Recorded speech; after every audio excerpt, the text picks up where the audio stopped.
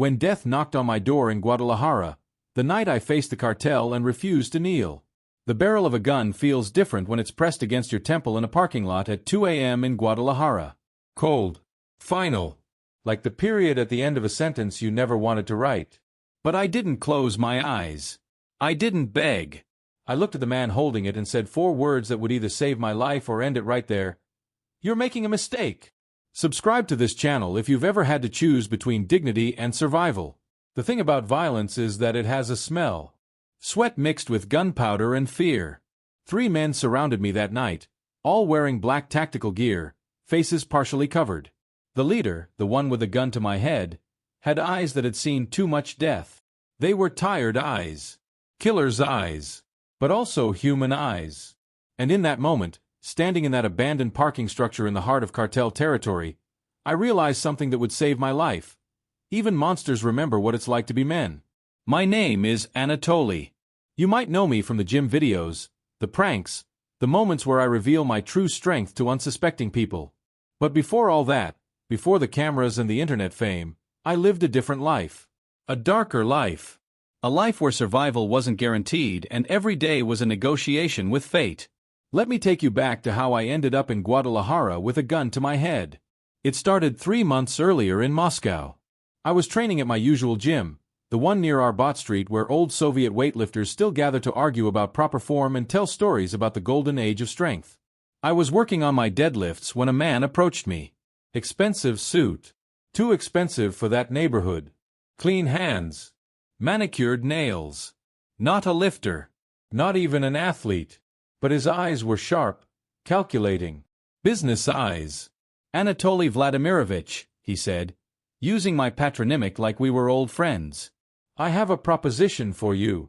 I set down the bar. 450 kilos.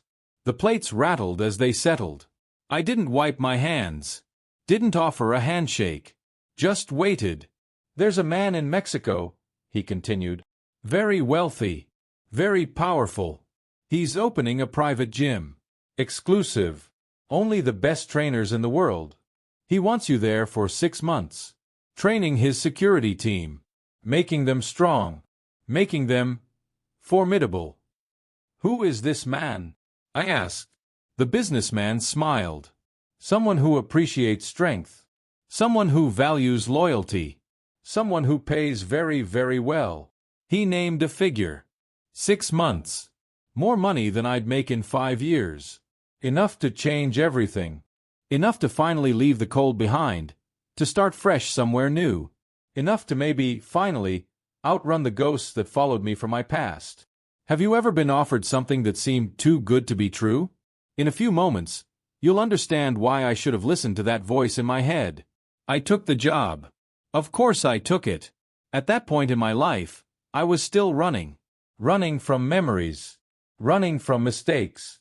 Running from the man I used to be before I found the iron and learned that you could transform yourself 1 rep at a time. I thought Mexico would be warm. Safe.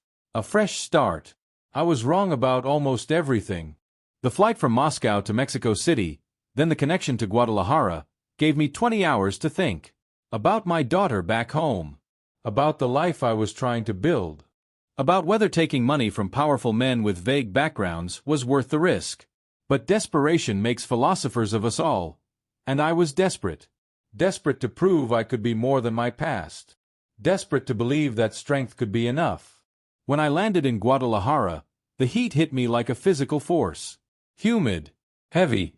The air thick with exhaust and street food and something else I couldn't quite name. A driver was waiting with my name on a sign. Silent type. Mirrored sunglasses even though it was evening. He drove me through neighborhoods that got progressively nicer, then progressively emptier, until we arrived at a compound in the hills outside the city. Walls. High walls. Cameras everywhere. Armed guards at the gate. This wasn't a gym. This was a fortress. The man who greeted me called himself Diego. Fit. Military bearing. Tattoos that crept up from his collar. Symbols I didn't recognize but could guess the meaning of. He showed me to my quarters. A small but clean apartment attached to the training facility. Then he showed me the gym. It was impressive. State-of-the-art equipment. Olympic platforms. Racks that could hold any weight imaginable. Dumbbells that ranged from 5 pounds to 200. Everything you'd need to build an army of strong men. You'll train 20 men, Diego said. Every day. 6 days a week. You make them strong. You make them disciplined. You ask no questions. Understood. I understood. I understood that I'd walked into something far more complicated than a simple training job. But I'd taken the money. I'd signed the contract. And I've never been one to run from a commitment, no matter how stupid that commitment turned out to be. The training started the next morning at 5 a.m. The 20 men who showed up were not bodybuilders. They were soldiers. Cartel soldiers. Young mostly. Late 20s, early 30s. Covered in tattoos. Eyes that had seen violence. Bodies that were strong but untrained in the way I knew strength. I worked them hard. Squats. Deadlifts. Clean and jerks. Overhead press. Rows. Pull-ups. The basics. The foundation. The movements that have built strong men since the first human picked up a heavy stone and decided to get stronger. They hated me at first. Called me the Russian bastard. Whispered in Spanish, thinking I couldn't understand. But I learned Russian on the streets, and street language is universal. I knew what they were saying. I knew they thought I was soft. Old. Past my prime. So on the third day, I showed them. We were doing deadlifts. I'd loaded the bar to 300 pounds, which was heavy for most of them. They were struggling, complaining, making excuses. So I walked over, added another 200 pounds, and pulled it for 20 reps. No belt, no straps. Just me, the bar, and 500 pounds moving like it weighed nothing. The room went silent. After that, they called me maestro. Teacher. They stopped complaining. Started listening. Started pushing themselves the way I pushed them. And slowly, over weeks, I started to learn their stories. Carlos, the youngest, had joined because his village had no other options. Either work for the cartel or starve.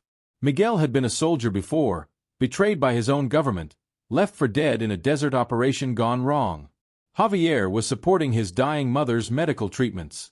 They were all just men, trying to survive, trying to provide, trying to find meaning in a world that had given them few choices. I started to care about them. That was my mistake. Have you ever felt yourself getting attached to people you knew you shouldn't? Soon you'll see why that attachment almost cost me everything. 3 months in, things changed. The atmosphere in the compound shifted. More guards. More weapons. Meetings behind closed doors. Diego stopped being friendly, started being tense. The training continued, but something was coming. Something big. Then one night, Diego came to my apartment at midnight. "Pack your things," he said. "You're leaving. Tomorrow morning. Early." "Why?" I asked. "Because you ask no questions, remember? Your contract is done. You've done good work. The men are strong. But it's time for you to go." I should have left it at that. Should have packed my bag, taken my money, and disappeared. But I'd gotten close to some of those men. Especially Carlos, who reminded me of myself at that age. Young. Searching. Trying to figure out if strength was enough to change your fate. "What's happening?" I pressed. Diego's jaw tightened. "War. Territory dispute. The CJNG is moving into Guadalajara. My employer. He's not going to give up his territory without a fight. Those men you trained? They're going to war. And you need to be gone before it starts." I thought about Carlos. About Miguel. About all 20 of them. Men I'd trained. Men I'd pushed. Men who'd become, in some strange way, my responsibility. "I want to say goodbye," I told Diego. He shook his head. "Not possible. They're at a briefing. You'll be gone before they get back." But I couldn't leave like that. Not without a word. So I did something stupid. I waited until Diego left. Then I snuck out of my apartment and headed toward the main building where the briefings happened. That's when I heard the shouting. The meeting had gone bad. Very bad. Through a window I could see chaos. Armed men I didn't recognize had stormed the briefing. A firefight had broken out. I saw Carlos go down, blood spreading across his shoulder. Saw Miguel trying to drag him to cover. I didn't think. I just moved. I burst through the door, grabbed Carlos under his good arm, and started pulling him toward an exit. Miguel covered us, firing his weapon at shadows. The compound erupted into full combat. Bullets everywhere. Screaming. The smell of gunpowder so thick you could taste it. We made it to the garage. Found a car. Miguel drove while I tried to stop Carlos's bleeding with my shirt. We drove into the night, into Guadalajara proper, trying to get away from the compound, from the violence, from the war I'd accidentally stumbled into the middle of. But in Guadalajara, there's no real escape. The cartels own everything. Every street. Every hospital. Every safe house. And by helping Carlos and Miguel escape, I'd made myself a target. We ended up at a small clinic run by an old doctor who owed Miguel a favor. The doctor patched up Carlos, gave him antibiotics, told him he'd live if he stayed still for a few days. But while we were there, word spread. The Russian trainer who'd interfered in cartel business, who'd helped enemy soldiers escape, who'd stuck his nose where it didn't belong. The CJNG wanted to send a message, and I was going to be that message. Do you know what it's like to realize you've painted a target on your own back? In a few minutes, you'll discover what I learned when they came for me. Miguel and I left Carlos at the clinic and tried to disappear into the city. But Guadalajara isn't Moscow. I didn't know the streets. Didn't have connections. Didn't speak the language well enough to blend in. We were foreigners in enemy territory, and the enemy had eyes everywhere. They found us at a small hotel in the industrial district. 3 men. Tactical gear. Professional. They didn't burst in guns blazing. They knocked politely. Asked if we could talk. Said there'd been a misunderstanding. Miguel knew better. He went for his weapon. They shot him before he could draw it. Not to kill. In the leg. To make a point. Then they zip-tied his hands, covered his mouth, and turned to me. "Come with us," the leader said in heavily accented English. "Our boss wants to meet you." I went. Not because I wanted to, but because if I fought, Miguel would die right there. And I'd already gotten too many people hurt. They drove me to that parking structure. The one I mentioned at the beginning. Abandoned. Dark. The perfect place for an execution. That's where I met him. El Martillo, they called him. The Hammer. The CJNG lieutenant who controlled this part of Guadalajara. Tall for a Mexican. Built like a boxer. Scars on his knuckles that told stories of violence delivered personally, not just ordered. "You're the Russian," he said, looking me up and down. "The strong man. The trainer." I didn't respond. Just held his gaze. "You made a mistake," he continued. "You interfered in our operation. Helped our enemies escape. Disrespected our organization. Disrespected me." He pulled out his pistol. Checked the magazine. Chambered around.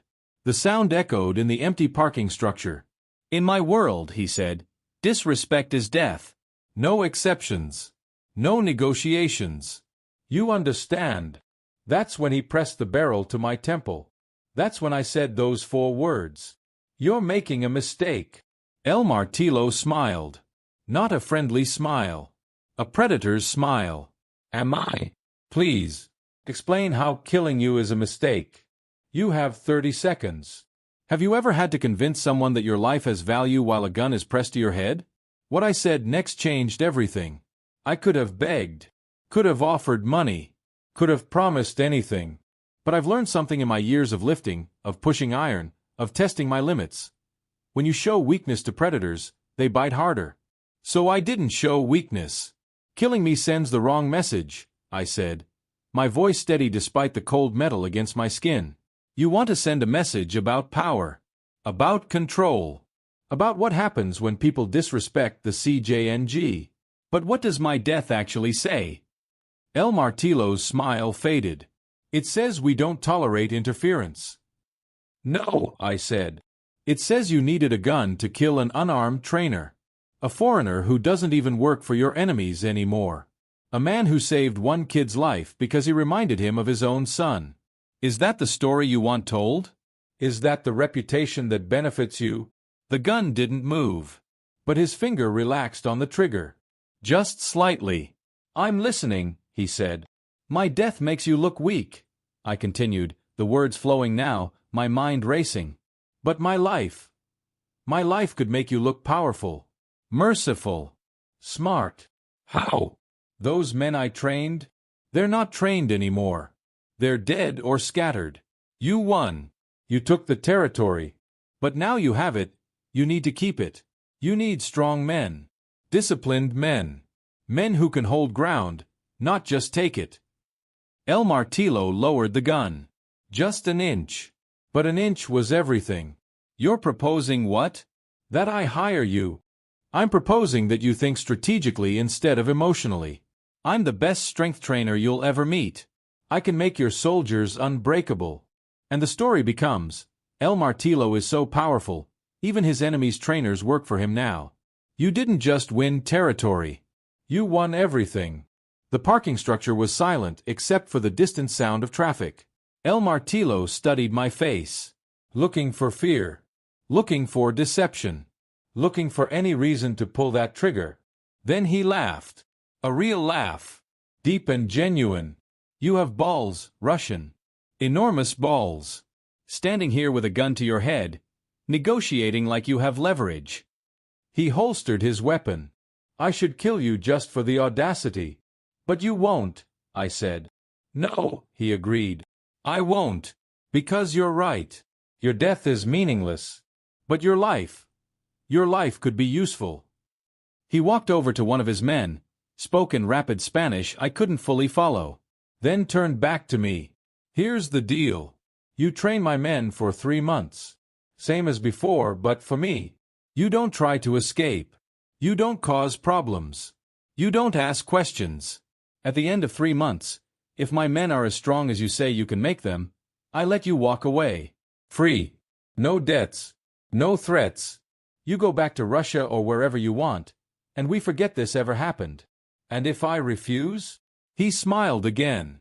"Then we're back to the original plan. But somehow, I don't think you're going to refuse."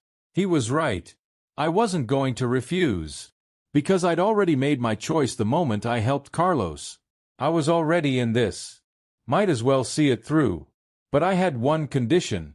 "Miguel lives," I said. "The man you shot. You let him go. Give him money for his leg. Let him disappear. He's out of the game." El Martillo considered this. "He's Cartel. We don't just let people walk away. He's your cartel now. Or he was. He worked for your enemy because he had no choice. Give him a choice. Give him an out. Prove that the CJNG is more than just butchers." Another long silence. Then El Martillo nodded. "Done. Miguel walks. But if he ever comes back, if he ever causes problems, he dies. And so do you. Understood. Understood." We shook hands. The deal was made. I'd bought my life with a promise to make stronger the very men who'd almost killed me. In those next moments, waiting in that parking structure while El Martillo's men brought Miguel from wherever they'd taken him, I had time to think about the choices that had led me here. About leaving Russia. About taking blood money to train killers. About trying to save a kid who reminded me of myself. About whether strength alone was ever enough to protect you from the consequences of your own compassion. Have you ever wondered if doing the right thing for the wrong reasons makes you a good person or a fool? Keep listening, because what happened in the next 3 months would answer that question in ways I never expected. They brought Miguel. He was pale, in pain, but alive. El Martillo gave him cash. Enough for surgery, recovery, a fresh start somewhere else. Miguel looked at me like I was insane for staying, but he didn't argue. He just nodded once, a silent acknowledgement of debts paid and bonds severed, and disappeared into the Guadalajara night. Then it was just me and my new employer. The CJNG compound where they took me was even more fortified than the previous one. Higher walls. More guards. Technology everywhere. Cameras, drones, sensors. They weren't taking any chances. This was the real heart of their operation, and I was being allowed inside because I talked my way out of execution. The men I was supposed to train were different from the first group. Harder. Older. More experienced. These weren't kids recruited from poor villages. These were career criminals. Professionals. Men who'd killed and would kill again without hesitation. They looked at me with open contempt when El Martillo introduced me. "This is your new trainer," he announced in Spanish, then in English for my benefit. "He will make you stronger. You will listen to him. You will do what he says. Anyone who disrespects him answers to me." One of them, a big man covered in tattoos of saints and devils, spat on the ground near my feet. "We don't need a Russian gym teacher. We need weapons. Training that matters." El Martillo moved so fast I almost missed it. He grabbed the man by the throat, slammed him against the wall, and put a knife to his eye. "Strength is the foundation of everything," El Martillo said quietly. "A strong man shoots better, fights better, survives better." This Russian convinced me to spare his life while I held a gun to his head. "That takes a different kind of strength. So you'll train with him, and you'll learn, or you'll die. Your choice." He let the man go. The message was clear. I had El Martillo's protection. For now. The training began the next morning. Same time. 5 a.m. Same movements. Squats. Deadlifts. Press. Pull. The fundamentals. But these men were different. They fought me on everything. Questioned every exercise. Complained about every rep. They were testing me. Seeing if I was really as strong as claimed. Seeing if I deserved their respect or just had El Martillo's fear keeping me alive. So on the third day, just like before, I showed them. We were doing overhead press. I programmed them for their working sets. Weights that were challenging but manageable. They were struggling, ego lifting, using terrible form. So I walked over to the bar I'd set aside for demonstration purposes. 220 pounds already loaded. I added another 120. 340 pounds. More than any of them could press. Then I pressed it. 20 times. Strict form. No momentum. No cheating. Just raw strength moving impossible weight like it was nothing. The gym went silent. Even the guy who'd spit near my feet looked impressed. "Strength is not negotiable," I told them in my broken Spanish. "Either you have it or you don't. Either you build it or you stay weak. I'm here to make you strong. You're here to become stronger. Everything else is just noise." After that, they trained. Really trained. And I began to understand something about these men that I hadn't expected. They wanted to be strong. Not just physically, but in all the ways that matter. They wanted to prove they were more than just enforcers for a criminal organization. They wanted to test themselves. To become something greater than their circumstances had made them. I understood that feeling. I'd lived that feeling. The weeks passed. The men got stronger. Much stronger. But more importantly, they got disciplined. They learned patience. They learned that real strength takes time. That you can't rush progress. That every rep, every set, every workout is building something that can't be seen immediately but will show itself when it matters most. We didn't talk much outside of training. But I learned their names. Learned their stories. Fernando was saving money to get his sister out of the life. Roberto had a son he'd never met who lived in America. Alejandro had been a police officer before corruption and violence drove him to the other side. They were just men. Like Carlos. Like Miguel. Like me. Men trying to survive in a world that didn't offer many options for survival. I started to care about them too. That should have been a warning. But here's what I didn't know. While I was training El Martillo's soldiers, making them strong, teaching them discipline, the war for Guadalajara was escalating. The territory they'd taken wasn't stable. Rival factions were pushing back. Violence was spreading. And the men I was training weren't just going to be soldiers. They were going to be frontline fighters in a war that was about to explode. Do you understand what it means to build weapons with your own hands, not knowing they'll be aimed at innocents? What came next would force me to confront that question in the most brutal way possible. It happened 8 weeks into my 3-month contract. I was finishing a training session, wiping down equipment, when El Martillo came into the gym with urgency in his eyes. "Get your men ready," he told Fernando, who'd become the informal leader of my training group. "Full gear. We move in 2 hours." Fernando nodded. No questions asked. But I had questions. What's happening? I asked El Martillo. He looked at me like he'd forgotten I was there. Rival faction hit one of our distribution points. Killed 6 of our people. We're sending a message. What kind of message? The permanent kind. My stomach twisted. The men I'd trained, the men I'd made stronger, were about to go kill people. Maybe rivals. Maybe innocents caught in the crossfire. And their strength, their discipline, the things I'd taught them, would make them better at it. I should have kept my mouth shut. Should have remembered that I'd agreed not to ask questions. But something in me rebelled. This isn't what I signed up for, I said. El Martillo laughed. What did you think you signed up for? You think this is a sport? A game? You're training soldiers. Russian. Soldiers fight. Soldiers kill. That's what soldiers do. I train people to be strong, not to be murderers. His face hardened. You train who I tell you to train, for whatever purpose I decide. That was the deal. You don't get to have a conscience now. He was right. That was the deal. But watching Fernando and the others gear up, checking weapons, preparing to go kill people using the strength and discipline I'd given them, something broke inside me. Let me come with you, I said. Everyone stopped. Fernando. El Martillo. All the men. They stared at me like I'd lost my mind. Why? El Martillo asked. I didn't have a good answer. I'm still not sure why I said it. Maybe I wanted to see what I'd created. Maybe I wanted to make sure they didn't hurt innocents. Maybe I just couldn't stand the thought of sitting in that compound, safe, while men I'd trained went to risk their lives. Or maybe I was still running. Still trying to prove something. Still trying to outrun the man I used to be. Because I'm responsible for them, I finally said. I made them strong. I should see what that strength is used for. El Martillo studied me for a long moment. Then he smiled that predator's smile again. Okay, Russian. You want to see war? I'll show you war. But if you come, you follow orders. No heroics. No interference. You watch. You learn.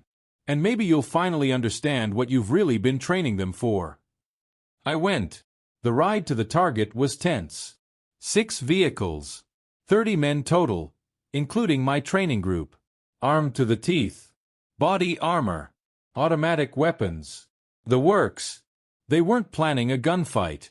They were planning a massacre.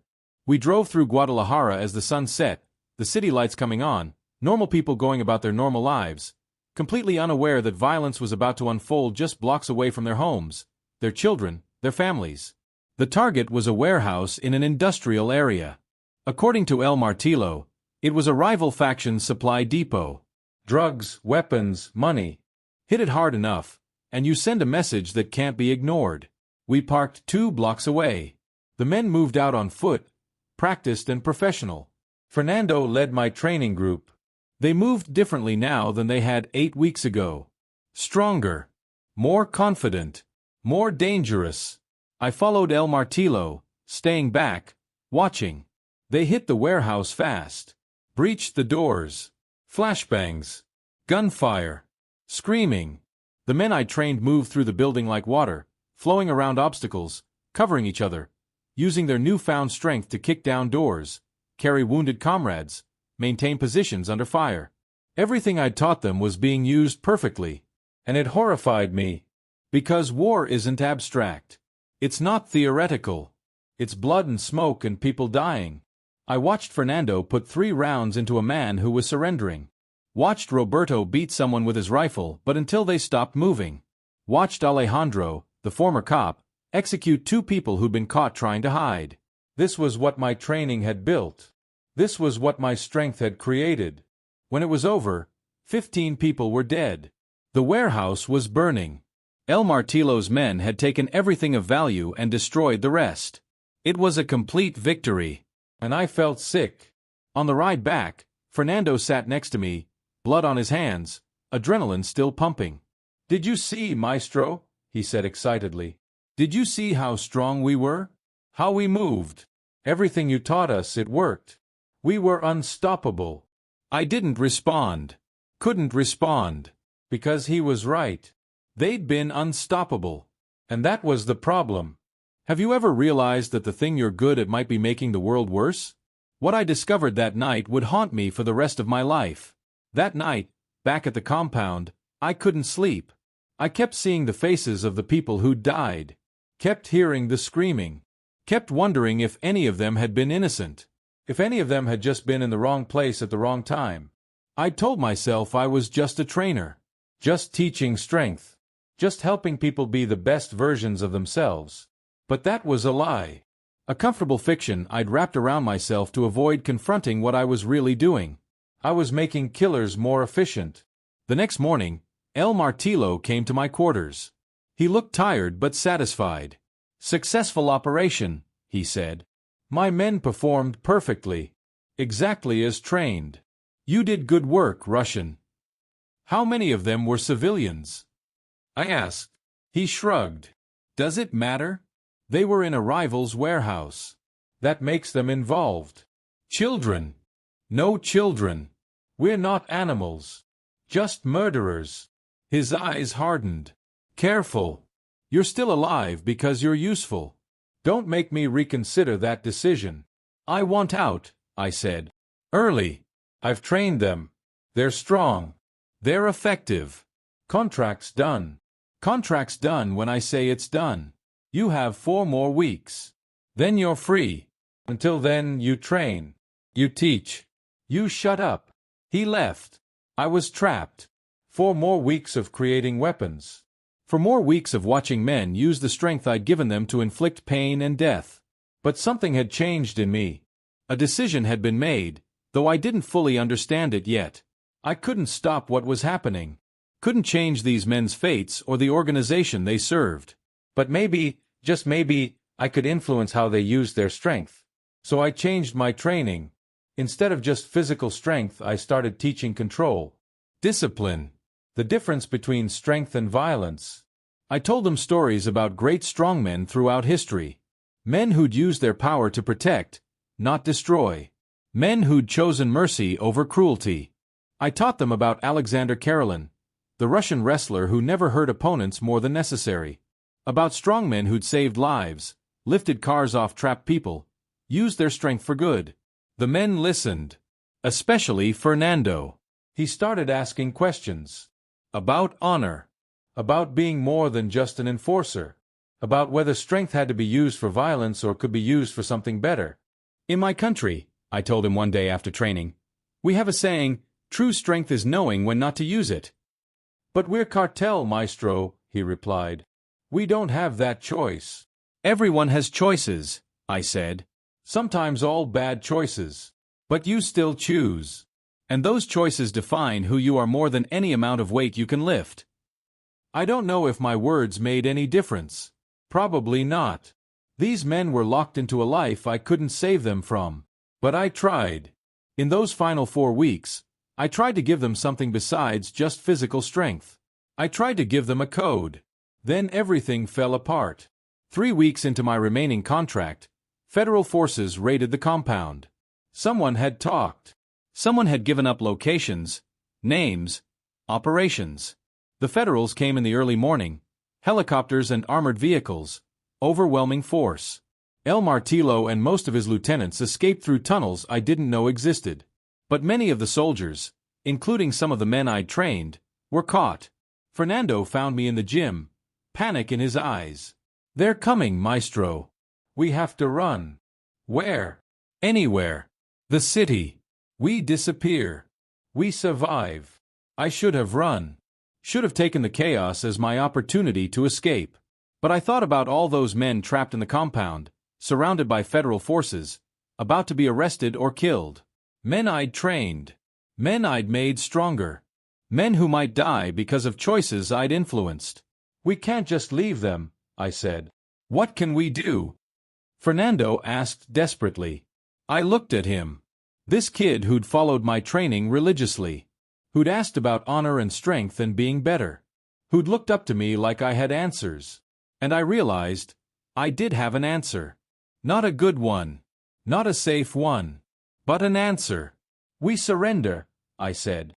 "We walk out with our hands up. We let them arrest us. At least we'll be alive. They'll put us in prison. 4 years. Maybe forever. Better than dead. Fernando looked torn. But then he nodded. And together, we convinced 6 other men from my training group to come with us. 8 of us total, walking out of that compound with our hands raised, surrendering to federal forces who were shocked that anyone would give up without a fight. They arrested us. Put us in transport vehicles. Took us to a detention center in downtown Guadalajara. We were processed, photographed, fingerprinted, charged with organized crime, weapons possession, conspiracy. Serious charges. Decades in prison if convicted. But alive. We were alive. I spent 3 days in a holding cell before a lawyer came to see me. Not my lawyer. Not El Martillo's lawyer. A different lawyer. Expensive suit. Government credentials. Mr. Anatoly, he said in perfect English. My name is Rodriguez. I represent certain interests within the Mexican government. We have a proposition for you. Do you see how every choice I made just led to deeper water? What they offered me next would force me to make the hardest decision of my life. The proposition was simple and terrible.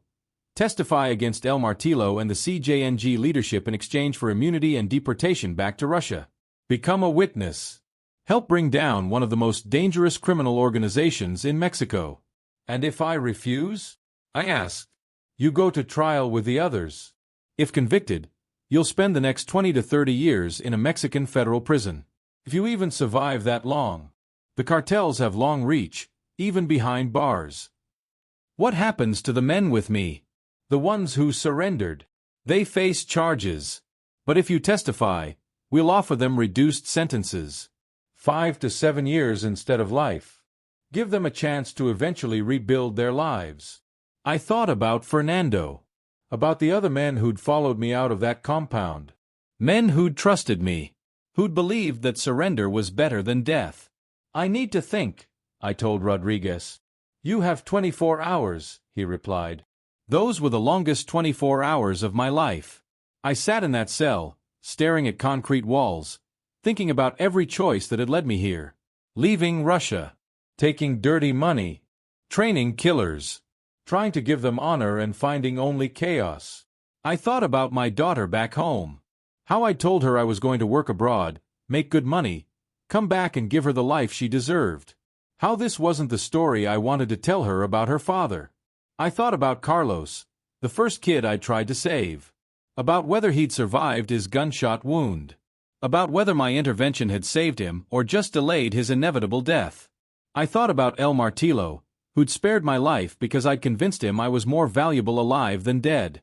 About whether his decision had been smart or merely postponed the inevitable. And I thought about strength. Real strength. The kind that had nothing to do with how much weight you could lift. In the end, the choice was obvious. I called for Rodriguez the next morning. Told him I'd testify. Told him I'd tell them everything I knew about the compound, the operations, the men, the structure. Not because I wanted to, but because it was the only way to save the men who'd trusted me. The only way to give Fernando and the others a chance. Rodriguez smiled. Smart choice. We'll begin depositions immediately. What followed was weeks of interrogation, testimony, documentation. I told federal prosecutors everything. Where the compounds were. How security worked. What I'd observed about operations and hierarchy. I became their star witness against El Martillo and the CJNG. The trial was huge. National news. International attention. The Russian trainer who'd infiltrated the cartel and brought it down from the inside. That's how the media framed it. Like I was some kind of hero. Some kind of undercover agent. They had no idea. I wasn't a hero. I was just a man who'd made bad choices and was desperately trying to minimize the damage. El Martillo's lawyers tried to tear me apart on the stand. Called me a liar.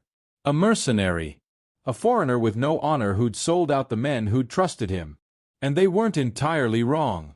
I had betrayed El Martillo. Had given up secrets. Had testified against men I'd trained. But I'd also saved Fernando's life. And Roberto's. And Alejandro's and the 5 others who'd surrendered with me. The prosecutor kept his word. They got reduced sentences. 7 years with parole eligibility in 5. El Martillo got life without parole. So did 3 of his top lieutenants. The CJNG's Guadalajara operations were dismantled. Dozens of arrests. Hundreds of kilos of drugs seized. Millions of dollars in assets frozen. It was considered a major victory for Mexican law enforcement.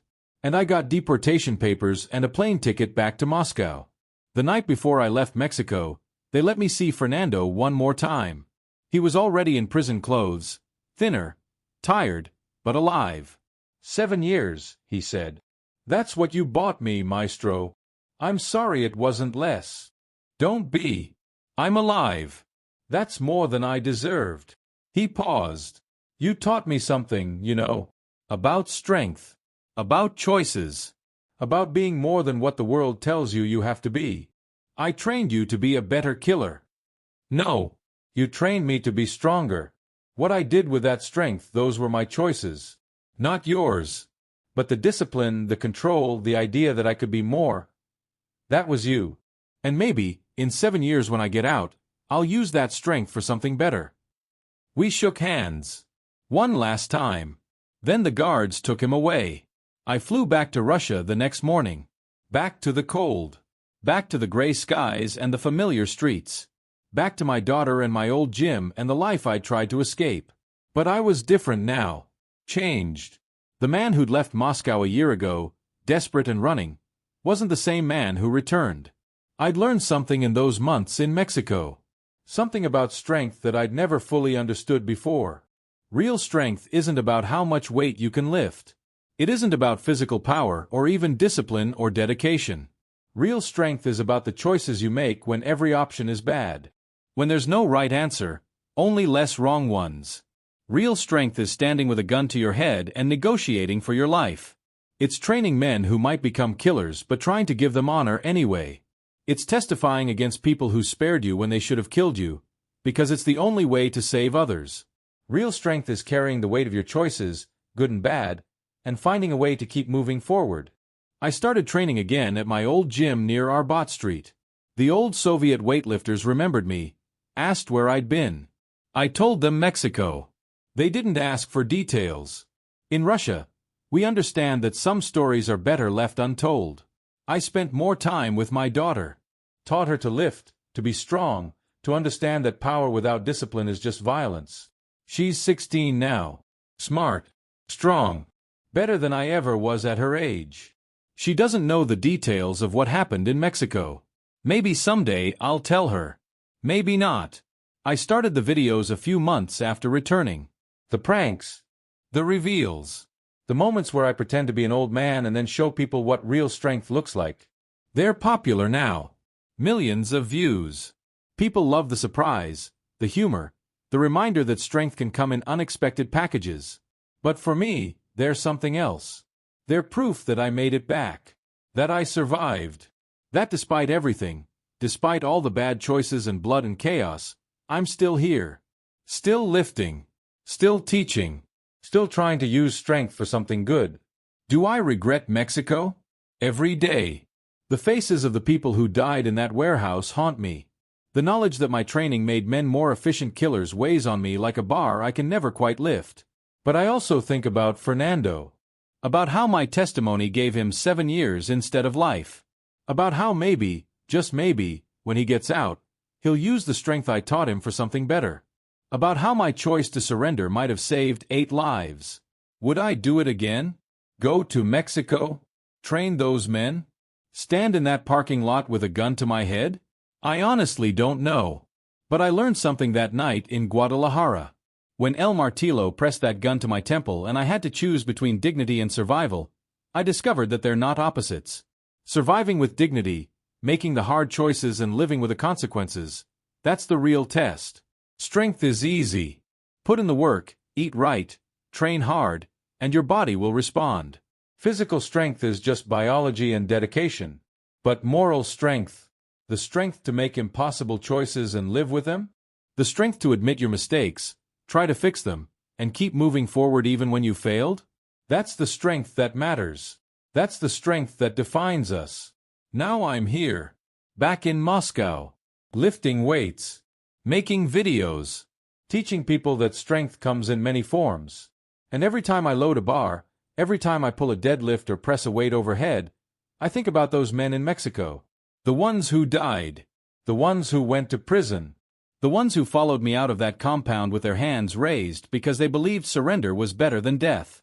I think about El Martillo, sitting in a cell for the rest of his life, probably fantasizing about the revenge he'll never get to take on the Russian trainer who brought him down. I think about all of it. And then I lift anyway. Because that's what we do. We carry the weight. We push against the impossible. We choose to be strong even when strength isn't enough. And maybe that's all any of us can do. Choose to keep lifting. Keep pushing. Keep trying to be better than we were yesterday. Even when yesterday was full of mistakes and blood and bad choices. Even when the weight feels too heavy to bear. We lift it anyway. That's strength. The real kind. The kind that matters. The kind that just might save us in the end. The months after Mexico turned into years. I fell into a rhythm. Training. Teaching. Living quietly. But the past doesn't stay buried, especially when you've got blood on your conscience and ghosts in your head. I started having nightmares about 6 months after returning. Always the same one. I'm back in that parking structure, gun to my head, but this time when I speak, El Martillo pulls the trigger. I wake up before the bullet hits, drenched in sweat, heart hammering like I've just finished a max-effort deadlift. My daughter noticed. She's perceptive, always has been. One morning after a particularly bad night, she sat across from me at breakfast and asked, "Papa, what happened in Mexico?" I looked at her. 16 years old. Too young to understand the choices adults make when all options are bad. Too old to lie to. I made mistakes, I told her. I tried to fix them. Some things got better. Some things got worse. Did people die? The question hung in the air like smoke. Yes. She nodded slowly, processing. Because of you? Some of them. Not directly. But I played a part. Are you a bad person? That's the question, isn't it? The one I've been asking myself every day since I got on that plane in Guadalajara. Am I a bad person who did some good things? Or a good person who made terrible choices? Does the distinction even matter? I'm a person who did bad things, I finally answered. I'm trying to do better now. That's all any of us can do. She reached across the table and took my hand. Her grip was strong. I'd taught her well. Then you're not a bad person, Papa. You're just a person. Sometimes wisdom comes from the places you least expect it. The gym became my sanctuary. Not just for training but for thinking, processing, trying to make sense of what I'd lived through. Every time I picked up a barbell, I felt connected to something pure. Something that couldn't be corrupted by money or violence or bad choices. Iron doesn't lie. It doesn't judge. You're either strong enough to lift it or you're not. And if you're not, you get stronger. Simple. Clean. Honest. I wish life was that simple. About 8 months after returning to Russia, I got a letter. No return address. Postmarked from somewhere in South America. Inside was a single piece of paper with 3 words in Spanish. Gracias, maestro. F. Fernando. He'd found a way to reach me even from inside a Mexican prison. To let me know he was alive. That he remembered. That maybe, just maybe, my testimony had been the right choice after all. I kept that letter. Still have it. On the bad days, when the nightmares are particularly vivid and the weight of my choices feels too heavy, I take it out and read those 3 words. Thank you, teacher. Maybe I didn't ruin everything after all. The YouTube videos started almost by accident. A friend suggested I film some of my training, maybe do some educational content about proper form and technique. But I'm not good at that kind of thing. I'm not a talker. I'm a doer. Then someone suggested the pranks. The idea of pretending to be weak, older, less capable, and then revealing my true strength. At first I thought it was silly, beneath me. But the more I considered it, the more I realized it was perfect. Because that's what I'd done in Mexico, wasn't it? Hidden my true nature. Appeared to be just a trainer, just an old Russian gym teacher, when really I was someone who could negotiate with cartel lieutenants and survive situations that should have killed me. The videos became metaphors. Every time I revealed my strength to some shocked gym bro, I was proving the lesson I'd learned the hard way. Never judge someone by appearances. Real strength is often hidden. And the most dangerous people are the ones who look harmless. The first video went viral. Millions of views. People loved it. The shock. The humor. The underdog reveal. Comments poured in asking for more. So I made more. Each one was the same basic formula. I'd approach someone at the gym, usually someone big and strong and full of confidence. I'd ask if I could work in with them. They'd look at me, this older guy in loose clothes, and assume I'd be lifting light weights. Then I'd match them, or exceed them, or do something impossible that made them question reality. Their reactions were always the same. Shock, disbelief, then respect, sometimes even humility. Have you ever watched someone's worldview shift in real time? That's what those videos capture. The moment when assumption meets reality and loses. But for me, they were something else. They were proof that I was more than my worst choices. That I could use strength to bring joy instead of pain. To teach lessons instead of enable violence. They were redemption, one video at a time. The channel grew. Hundreds of thousands of subscribers. Then millions. Messages came from all over the world. People telling me I inspired them. That watching me lift gave them motivation to train harder, live better, be stronger. Some messages were from young men in difficult situations. Gang members. Criminals. People stuck in cycles of violence who saw my videos and asked, "How do I get out? How do I become strong enough to change my life?" I answered every one of them. Told them the truth. Strength isn't the answer. It's just a tool. What matters is what you do with it. And the strongest thing you can do is choose to walk away from violence, even when violence is all you know. Even when walking away might get you killed. I don't know if my words helped anyone, but I tried. Because maybe if one person made better choices than I did, then maybe all of it, Mexico, the testimony, the nightmares, would mean something. 2 years after Mexico, I got another letter. This one was official. From the Mexican government. Fernando had been granted early parole for good behavior. He was getting out in 3 months instead of 5 years. The letter asked if I would be willing to write a character reference for him, to vouch for his rehabilitation, to help him rebuild his life. I wrote that reference the same day. Told them Fernando was a good man who'd made bad choices in impossible circumstances. That he'd shown discipline, honor, and the capacity for change. That he deserved a second chance.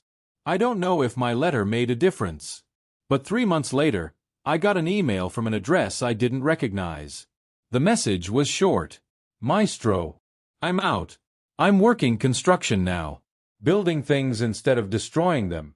Using the strength you taught me for something good. Thank you for everything. I hope you found peace. Fernando. I read that email 10 times. Then I went to the gym and deadlifted until my hands bled. Not from pain. From relief. Because maybe, just maybe, I'd helped save someone after all. The years continued. More videos. More training. More people finding strength through the simple act of lifting heavy things. My daughter graduated, started university, studying to be a doctor. She was strong in all the ways that mattered. I got older. The weights got heavier in some ways. Lighter in others. My body showed the years, the scars from old injuries, the wear from decades of training. But I was still strong. Still lifting. Still teaching. Still trying to be better than the man who'd gone to Mexico chasing money and found only blood. Then, 3 years after Fernando's email, I got a visitor at my gym. He walked in during a quiet afternoon. I was coaching a young lifter on squat form when I felt someone watching. I turned and saw him standing in the doorway. Fernando. Older. Harder. But unmistakably him. The same eyes I'd seen in that Guadalajara compound, now carrying different weight. Maestro, he said simply. The young lifter looked between us, confused. I told him to keep practicing and walked over to Fernando. You're in Moscow, I said stupidly. It was all I could think to say. I saved money. Wanted to thank you in person. For the testimony. For the letter. For everything. We stood there awkwardly for a moment. Then I pulled him into a hug. He hugged back hard. Two men who'd survived impossible things, acknowledging the bond that trauma creates. You look good, I told him when we separated. Healthy. Construction work keeps you strong, he said with a slight smile. Though not as strong as your training. I still do the exercises you taught me. Every morning. Same routine. For what? You're not a soldier anymore. No. But I'm still fighting. Different kind of fight now. Fighting to stay clean. To build instead of destroy. To be the man you tried to teach me to be back in Guadalajara. We talked for hours. He told me about his life after prison. How he'd struggled at first, nearly fell back into the life. How he'd remembered what I'd said about strength being a choice, not just a physical attribute. How he'd chosen, every day, to use his strength for construction instead of violence. He'd gotten married, had a daughter, was building a life. I named her Anatoly, he said. After you. Hope that's okay. I couldn't speak for a moment. The weight of that gesture, of someone trusting me enough to name their child after me, after everything I'd done and failed to do. It's more than okay, I finally managed. It's an honor I don't deserve. You do, Maestro. You saved my life. Not just by testifying. By teaching me that there's more than one way to be strong. He stayed in Moscow for a week. Trained with me every day. Met my daughter. We talked about everything. The past, the present, what strength really means. How we carry our mistakes but don't have to let them define us. Do you understand what it means to see redemption walking, breathing, living in front of you? To know that despite everything you did wrong, you got something right? On his last day, Fernando and I did a final workout together. Deadlifts. The foundation of everything. We loaded the bar heavy, pulled until our hands were raw, pushed ourselves the way I'd taught him years ago in that compound. After the last rep, as we were catching our breath, he said, "You know what I learned from you, Maestro? Real strength isn't about never falling. It's about getting back up every time you do." Where'd you learn that? From watching you. You fell, made mistakes, but you got back up, testified, saved people, kept training, kept trying to be better. That's strength. The real kind. He left for Mexico the next morning. We promised to stay in touch. And we did. Emails every few months. Updates about his daughter. Pictures of construction projects he'd worked on. Proof that second chances were real if you were strong enough to take them. After he left, I stood in my gym alone, looking at the weights I'd lifted 1,000,000 times. Thinking about the journey that had brought me here. From Moscow to Guadalajara and back. From trainer to witness to YouTube personality. From making men stronger for violence to teaching people that strength is a choice. The nightmares still came sometimes. El Martillo's face. The sound of gunfire in that warehouse. The weight of choices that can never be unmade. But they came less often now. Less intense. Because I'd learned something Fernando taught me without meaning to. Redemption isn't a destination. It's a practice. Like lifting. You don't deadlift once and become strong forever. You do it again and again and again, building strength one rep at a time. Redemption is the same. You don't make one good choice and erase the bad ones. You make good choices over and over, day after day, year after year, until slowly the good starts to outweigh the bad. Until slowly you become the person you wish you'd always been. I'm 62 now. Still training. Still making videos. Still teaching people that strength is more than muscle and bone. My daughter is a doctor, saving lives, using her own kind of strength. Fernando's daughter is learning to walk in Mexico, carrying a name that connects her to a story she'll probably never fully know. And me? I'm still lifting. Still carrying the weight of my past. Still trying to be strong enough to make tomorrow better than yesterday. That's all any of us can do, really. Lift the weight in front of us. Choose to be better. Help others be stronger. And hope that when we look back at the end, the good we did outweighs the damage we caused. The iron is still honest. Still pure. Still the one thing in my life that never lies or judges. When I wrap my hands around a bar, none of the past matters. Only the lift. Only the moment. Only the choice to be strong right now. And in those moments, pulling steel from the ground, I feel something close to peace. Because I'm still here. Still fighting. Still choosing strength over surrender. Still proving that even after you've fallen as far as I did, you can find your way back. One rep at a time. That's my story. Not the one people see in the videos. Not the pranks and reveals and shocking moments. The real story. The one about a man who went to Mexico looking for money and found only darkness. Who trained killers and watched them kill. Who testified against men who'd spared his life. Who came home broken and spent years trying to rebuild himself into something worth being. I don't know if I succeeded. Maybe you can't ever fully redeem yourself from choices like mine. Maybe the best you can do is try to tip the scales back toward good, one decision at a time. But I'm trying. Every day. Every lift. Every video. Every message to some kid asking how to be strong enough to escape the violence that surrounds him. I'm trying to use strength for something better. And maybe, just maybe, that's enough. The weight is still heavy. But I'm still lifting it. And I'll keep lifting it until the day I can't anymore. Because that's what we do. We carry our weight. We make our choices. We live with the consequences. And we keep moving forward. That's strength. The real kind. The kind that matters. The kind that might just save us all in the end. 4 years have passed since Fernando's visit. 4 years of lifting, training, living with the weight of who I was and who I'm trying to become. The gym near our bot street is busier now. Word spreads. The old Russian who can outlift men half his age. The YouTube sensation who hides his strength until the perfect moment. But they don't know the real story. And that's fine. Some weights are meant to be carried alone. I'm in the gym now, as I write this in my mind, preparing for another deadlift session. The bar is loaded. 600 pounds. More than most men will ever lift. But for me, it's just another conversation with the iron. Another moment of truth. My hands wrap around the cold steel. Chalk dust rises in the air like smoke. I can hear the old Soviet lifters arguing in the corner about technique. I can smell the familiar scent of sweat and metal and effort. I can feel the weight of the bar, heavy and honest and waiting. I think about El Martillo one last time. About that gun pressed to my temple. About the choice I made to talk instead of beg. To negotiate instead of surrender. About how that single moment of refusing to show weakness saved my life and destroyed so many others. I think about Carlos and Miguel and all the men I trained in both compounds. About the ones who lived and the ones who died.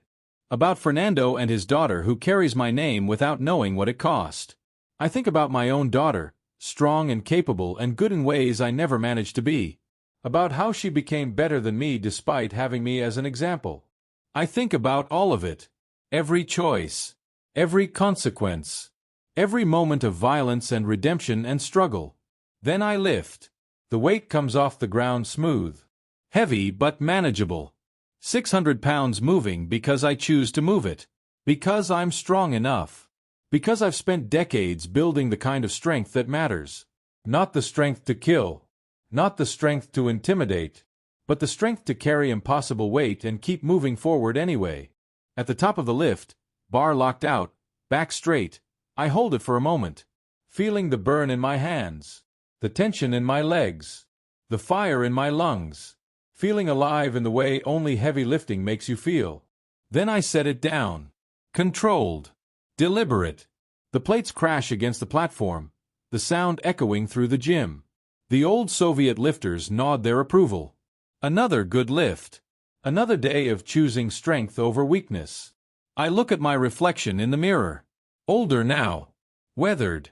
Scars visible and invisible. But still here. Still standing. Still lifting. Still choosing to be better than yesterday. That's the ending, I realize. Not some dramatic revelation or final confrontation. Not revenge against El Martillo or a reunion with all the men I trained. Just this. A man in a gym, lifting weights, carrying the burden of his past while trying to build a better future. Just this. One rep at a time. One choice at a time. One day at a time. Because in the end, that's all strength really is. The willingness to pick up heavy things and carry them. To face impossible odds and keep pushing. To make terrible mistakes and somehow find the courage to keep trying anyway. My name is Anatoly. I trained killers in Mexico.